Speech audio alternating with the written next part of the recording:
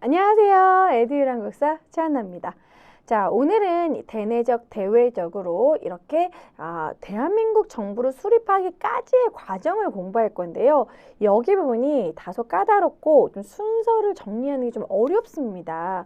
그러니까 이게 어느 시기냐면 바로 1945년 광복이 되고 나서 이제 우리가 이제 나라를 수립하는 것인가 막 이렇게 생각을 했는데 이제 미군정, 소군정으로 38도선으로 나눠지게 되면서 정부를 수립하는데 좀 혼란을 겪었던 그러한 시기예요.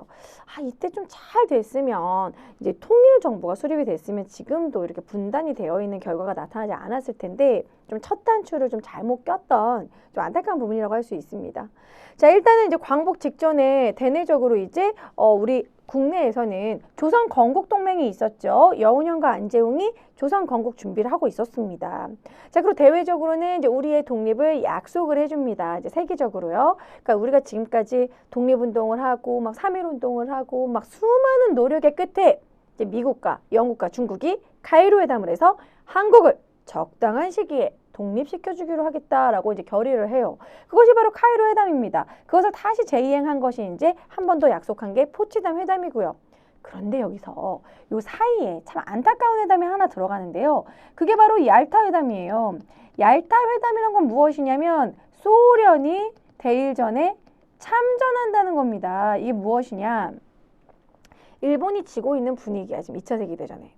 그러면은 지금 현재 이제 일본이 미국한테 진다는 거는 일본이 차지하고 있는 이 한반도가 이제는 미국의 관여가 이제 나타난다는 거죠. 자, 그럼 미국은 이때 당시 막 냉전 체제라고 해서 이제 소련은 공산주의고 미국은 자본주의잖아요. 자본주의가 이게 되면은 일본에 의해서 우리나라까지 자본주의면은 이제 소련은 이제 위쪽에서 위기를 겪는 거잖아요. 그래서 소련이 그꼴은 못 보겠다. 예전부터 러시아일 때부터 한반도 계속 노리고 있었는데 이때다. 소련도 그때 우수한 무기를 갖고 있는 상황에서 우리도 대일전에 참전하겠다라고 얘기를 합니다. 막차를 탄 거죠. 이것 때문에 이 한반도를 중심으로 미국과 소련이 나눠 가지게 되는 미군정, 소군정 하게 되는 그러한 결과가 나타난 거예요. 그래서 이미 얄타회담 때 미국이랑 소련이랑 막 기싸움을 해요. 그럼 우리 나중에 38도선으로 뭐 이렇게 서로 이렇게 미군정, 소군정 할까? 뭐 그런 얘기도 나눠졌고, 그리고 이미 이때 신탁통치도 처음 이제 루즈벨트 대통령이 이거를 제안을 합니다. 이때는 20년이나 한 30년 어때? 뭐 이런 식으로 엄청 길게 신탁 통치를 막 처음 제안을 해요. 자, 또 그런 카이알포 이런 식으로 카이로, 얄타, 포츠담 회담이 있었고 이런 식으로 이제 한국의 독립을 약속하는 대외적인 분위기에서 결국은 38도선을 중심으로 이렇게 소군정, 미군정이 되게 됩니다. 그러니까 이제 우리나라 분단의 시작이라고 할 수 있죠. 38도선이라는 건 무엇이냐면 여기 빈칸에 간단하게 이제 우리나라 지도를 귀엽게 그려보면은 뭐 이러한 분위기잖아요. 이러한 우리나라에서 여기 딱 38도 이게 뭐냐면 위도예요. 위도. 이게 막 경도와 위도가 있잖아요. 이거는 이제 북위 38도로 딱 나눈 거야. 그래서 지네 맘대로 나눈 거지. 그래서 이제 결국 남쪽에는 미군정, 북쪽에는 소군정 이렇게 나눠집니다. 얘네들의 명분은 뭐냐면 일본이 완전히 철수할 때까지 우리가 지켜줄게 뭐 이렇게 하는 거예요. 뭐 처음엔 그래 그것까진 괜찮았어. 그때까지는 그래 뭐 잠깐 뭐 이렇게 임시로 뭐 방어해주고 지켜주나 보다. 오케이 뭐 그러고 있었어. 그런 분위기에서 이제 조선 건국준비위원회 우리나라 국내에서는 건준이 있었습니다. 조선 건국을 준비한다. 그래서 건국준비위원회 이제 건준에서는 이제 여운형을 중심으로 각 지역의 지부도 만들고요. 이때 가장 시급한 건 치안이었습니다. 왜냐면 그때는 경찰이 이제 일제강점기에는 경찰이 누구예요? 일본인이었어요. 막 헌병경찰, 보통경찰 기억나시죠? 그럼 일본이 주도하는 조선총독부가 관여하는 이 경찰이 없어져 버리는 거잖아요. 그럼 이제 나라에 경찰이 없다. 그럼 뭐 막 도둑질하고 막 강도하고 막 그렇게 막 나쁜 짓 해도 잡을 사람이 없는 거잖아요. 일단 정부가 좀 없는 상황이니까. 그랬을 때 치안대를 조직을 해서 건준에서 치안대를 조직해서 이런 사람들이 막 도둑질하거나 이러지 않을까 이런 치안을 유지를 합니다. 그러니까 사람들이 일반적인 대중생활을 할 수 있도록 대중생활의 확보를 기한다. 치안을 우리가 유지한다. 뭐 그런 식으로 얘기를 합니다. 그래서 각 지역에 치안대를 만들어요. 치안과 질서 유지 이것을 추진을 합니다. 이런 게 없었으면 아수라장이 됐겠지. 자, 그러면서 조선 건국준비위원회에서는 조선인민공화국 선포를 합니다. 사실 인민이란 단어는 반드시 공산주의에서만 쓰는 게 아닙니다. 그럼 국민을 인민이라고 해요. 인민공화국 선포를 하는데 그런데 이게 이제 인민공화국 선포할 때 약간 좀 이 시기에는 박헌영이 거의 주도를 했기 때문에 박헌영은 공산주의자거든요. 물론 여운형도 이제 공산주의를 주장을 했지만 여운형은 약간 중도 좌파, 중간, 중립적인 좌파라고 하고 박헌영은 아주 급진적인 좌파라고 할 수 있습니다. 그러니까 이렇게 박헌영이 조선인민공화국 선포하니까 미국이 어떻게 했어요? 미군정이 콧방귀를 뀌지. 이게 니네가 무슨 정부야? 뭐 이러면서 미군은 이거를 미군정을 인정하지 않았다라는 거예요.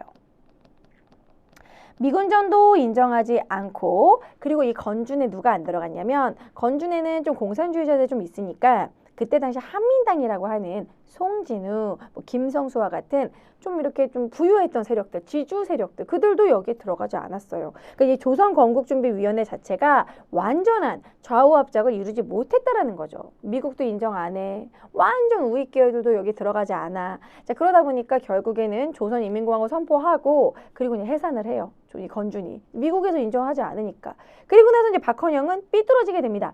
그러면서 막 위조 지폐도 막 만들고 나중에 이어서 이 남로당으로 이제 이어가가지고 이제 나중에 제주 4.3 사건 일으키고 막 그러거든요. 자, 이런 식으로 어쨌든 건준은 여운형, 건준에 포함이 되어 있다. 치안대를 조직했다. 조선인민공화국 선포했다. 요게 좀 어려운 게요. 요게 나오면 조선인민공화국 선포했다 이 말 때문에 북한에서 했다고 생각을 해요. 아니야. 건준에서도 조선인민공화국을 선포를 했어요. 하지만 미국은 인정하지 않았던 거죠. 자, 어쨌든 이렇게 미군정 이런 시기입니다. 그런 분위기에서 1945년 2월에 그러니까 우리가 광복의 기쁨을 뭐 채 느끼기도 전에 이제 광복이다 좋아하고 있는데 12월에 그 해 12월에 모스크바 3국 외상회의가 열립니다. 모스크바에서 이제 3국의 외무부 장관 이런 외상들이 모여가지고 우리나라를 어떻게 할 것인지 그런 얘기를 하는 거예요. 임시정부를 이제 앞으로 수립을 하되 그 임시정부를 수립하고 이제 과도기니까 우리가 5년간은 관여하겠다라는 신탁통치를 결정이 난 거야. 이 신탁통치가 이제 미영 소중에 의해서 하지만 영국과 중국은 중재하는 분위기고 지금 메인은 지금 미국과 소련이에요. 지금 우리나라 가지고 둘이 노리는 거야. 그래서 미국과 소련이 이제 공동위원회를 연다. 앞으로 어떻게 정부를 꾸릴 것인지. 근데 우리가 얼마나 황당하겠어요. 무슨 신탁 통치야. 우리가 독립을 어떻게 이룩을 한 건데. 그러면서 신탁 통치를 반대하는 반탁. 신탁 통치를 찬송하는 찬탁. 이렇게 됩니다. 원래는 좌익 세력, 우익 세력 모두 다 반탁이었는데 이제 소련 쪽에서 야 찬탁해야 돼. 찬탁해야지 우리가 이제 공산주의 정부를 수립할 수 있어. 그래가지고 찬탁으로 바꿔요. 자, 그래서 좌익 쪽은 지지, 찬탁이라고 하죠. 신탁 통치에 찬성한다. 자, 그리고 이제 김구와 이승만 우익 쪽은 반탁. 김구와 이승만이 같은 뜻을 할 때는 딱 요때뿐이에요. 김구와 이승만이 이제 반탁 운동을 하고 이제 이런 신탁 통치 반대한다 이런 식으로 반탁 이런 식의 뭐 탁치 반대 위원회 막 이렇게 본부 만들고 막 이렇게 반탁을 합니다. 자, 그리고 나서 이제 결국 이 모스크바 3국 외상회의에서 이제 미소 공동위원회 열기로 했으니까 미소 공동위원회를 열죠. 여기 부분을 잘 보셔야 돼요. 자, 모스크바 3국 외상회의를 하고 신탁통치 결정이 됐어요. 그리고 어떻게 정부 어떻게 꾸릴 건지 미국이랑 소련이랑 회의해 이렇게 했어요. 그리고 나서 1946년 3월에 1차 미소 공동위원회를 엽니다. 이거 어디서 열었냐면 혹시라도 덕수궁과 관련해서 나올 수 있으니까 알려드릴게요. 덕수궁 석조전에서 열려요. 여러분 덕수궁에 가면 외국 건물 같은 느낌의 르네상스 양식의 석조전이 있어요. 그 앞에 막 분수 있고 거기 들어가 보면 뭐 궁궐 같아요. 이 석조전에서 열립니다. 그래서 이 덕수궁 석조전에서 열렸지만 결렬됐죠. 그러니까 이제 임시정부, 그러니까 정부를 꾸리는데 어떻게 참여할 것인지. 그런데 이제 소련 쪽에서는 찬탁하는 사람들만 이제 꾸려라. 그럼 다 공산주의자잖아요. 미국이 웃기지 마라. 총선거 하자. 국회의원은 무조건 총선거. 그러니까 미국 쪽은 다수결. 민주주의 뭐 이렇게 그런 총선거 되게 좋아요. 그쪽 라인은. 그래서 이제 총선거 하자. 근데 이제 소련은 왜 총선거를 싫어했을까? 소련은 지금 소군정이 지금 주둔하고 있는 쪽은 북한이에요. 북한이 남한의 인구보다 훨씬 적었습니다. 아마 그때는 절반도 안 됐을 거예요. 농업국가이기 때문에 거의 남한에 많이 살고 있었지 북쪽에는 산세가 험준하고 지금도 북한 인구 우리나라에 비해서 엄청 적어요. 어쨌든 자기네들 인구가 적으니까 총선거 해봤자 불리하다는 거죠. 결국 공산주의 관련된 그런 국회의원은 별로 안 뽑힐 거고 결국 미국 쪽에 이제 뭐 자본주의 계열, 이제 우익 계열이 분명히 많이 장악을 할 거니까 반대한 거예요. 자, 그래서 미국과 소련이 결국 결렬이 됐습니다. 이 결렬이 된 게 6월에 결렬이 됐어요. 3월 달부터 6월까지 열렸어요. 그런데 결렬은 5월이다. 미안. 5월에 결렬이 됐어. 5월이 결렬되자마자 바로 6월 달에 이승만이 정읍 발언을 합니다. 남한만이라도 빨리 단독 정부를 수립해서 공산주의인 소련을 쫓아내야 된다. 이승만은 아주 뼛속까지 자본주의, 이제 이런 그 공산주의 이런 소련 이런 것도 아주 별로 좋아하지 않는 이제 인물이었죠. 그래서 이승만이 정읍에서 이제 그 지역에서 정읍이란 지방에서 발언을 합니다. 남한만이라도 단독 정부를 수립하자. 아마 이것은 뒤에 이제 미국의 어느 정도 개입이 있었겠죠. 그래서 이승만이 단독 정부 수립하고 대통령은 나야 나. 이미 그렇게 생각하고 있었던 거지, 이승만은. 그래서 이승만이 정읍 발언을 하고, 그리고 이제 안 되겠다. 이렇게 남한만 단독 정부 수립하면 남북한이 분단되는 거잖아요. 통일 정부를 수립을 해야 된다. 좌우가 손을 잡자. 이런 식의 좌우합작 운동을 추진하게 됩니다. 자, 여운형과 김규식. 자, 이제 여운형 같은 경우에도 중도 좌파. 좌파지만 좌우합작을 요구하는 중도 좌파. 김규식 같은 경우도 중도 우파. 뭐 여러분 김규식은 워낙 유명한 인물이잖아요. 파리 강화 회의에 뭐 이렇게 우리 독립청원서를 가지고 갔고 임정에 이제 김구 선생님이 주석, 김규식이 부주석 이런 식으로 있었잖아요. 여운형 김규식. 자, 그리고 이제 미군 정도 초반에는 지원을 해줍니다. 그래서 좌우합작 운동을 해요. 좌우합작위원회를 만들고 7월에 만들고 그리고 좌우합작 7원칙을 1946년 10월에 발표를 합니다. 그러니까 여기서는 이승만의 정읍 발언 다음으로 좌우합작 7원칙 발표 이런 순서가 나올 수 있어요. 그 이후 미소공동위원회가 결렬된 이후 이승만의 정읍 발언에 대항해서 단독정부 수립 안 된다 이러면서 좌우합작 7원칙 발표. 좌우합작 7원칙의 내용은 무엇이냐면 미소공동위원회 다시 열어라 막 이런 식으로. 그리고 이제 앞으로 만들 법에 뭐 요런 법 만들어라 뭐 그런 것들을 발표를 합니다. 하지만 이제 결국 여운형이 암살됐어요.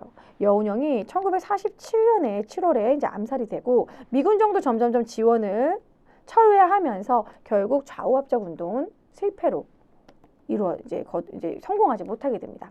자, 그리고 이제 2차 미소공동위원회가 열렸어요. 1947년 5월에 2차 미소공동회도 계속해서 미국과 소련이 싸우는 거야.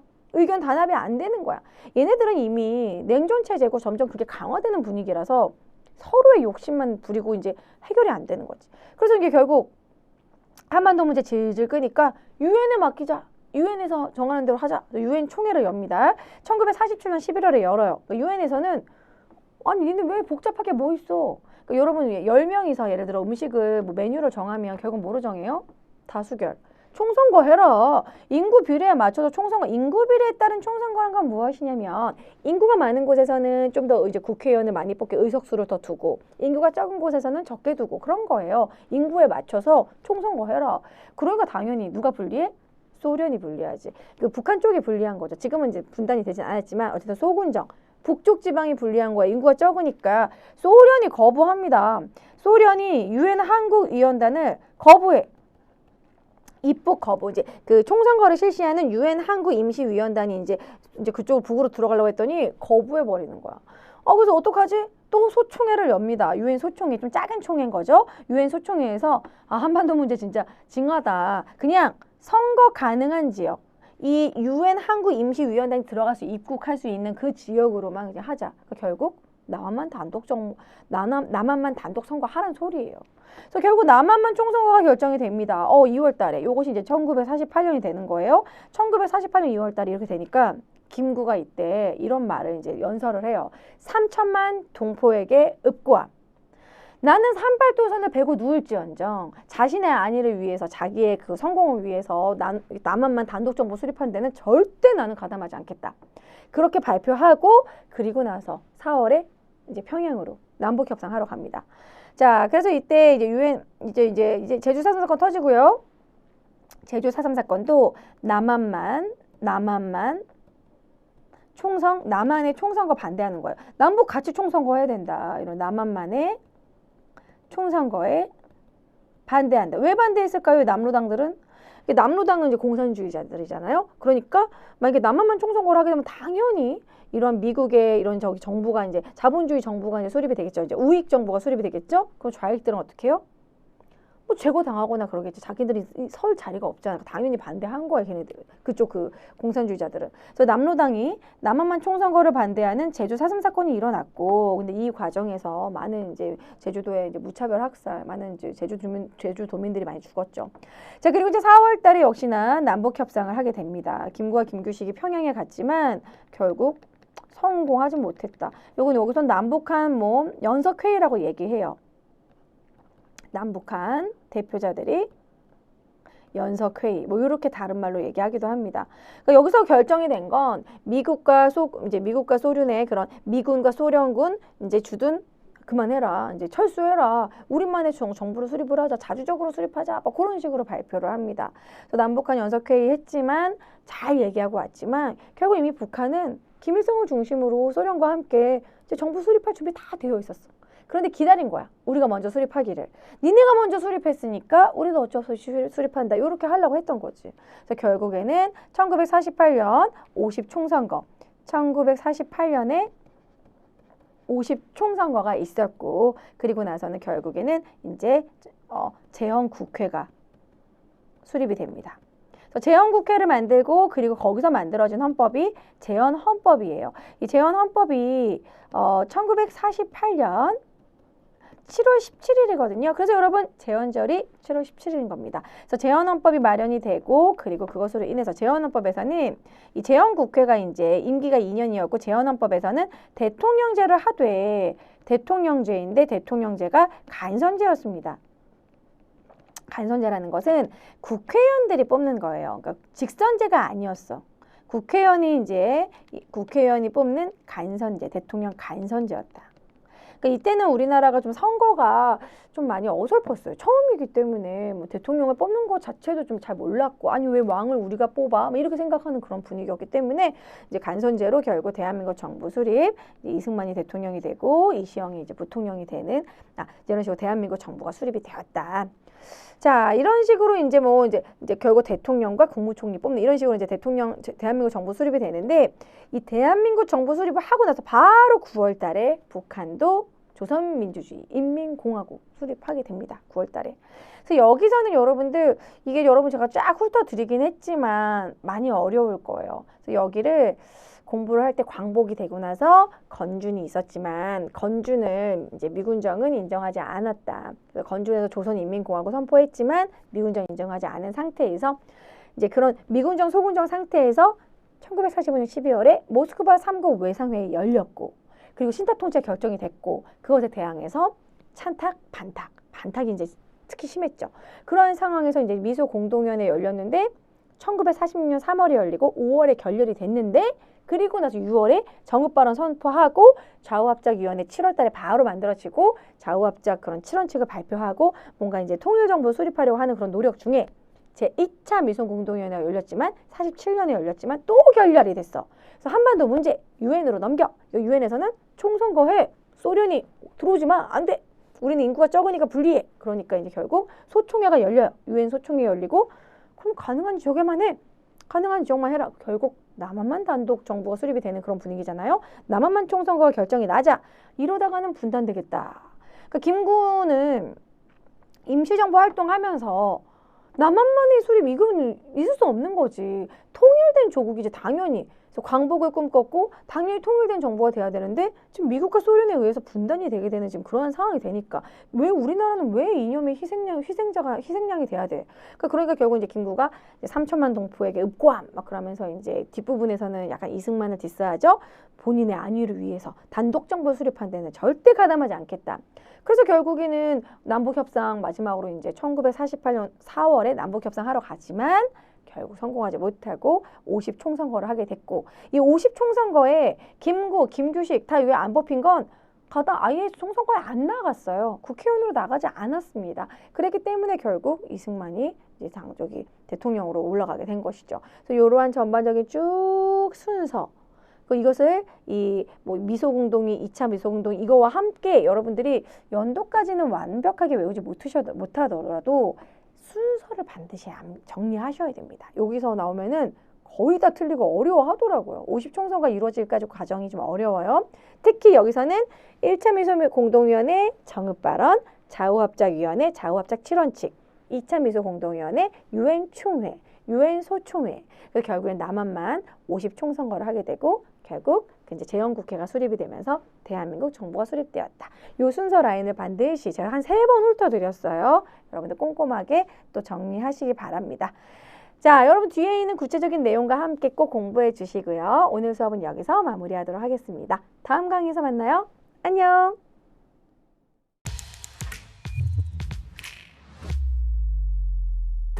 에듀윌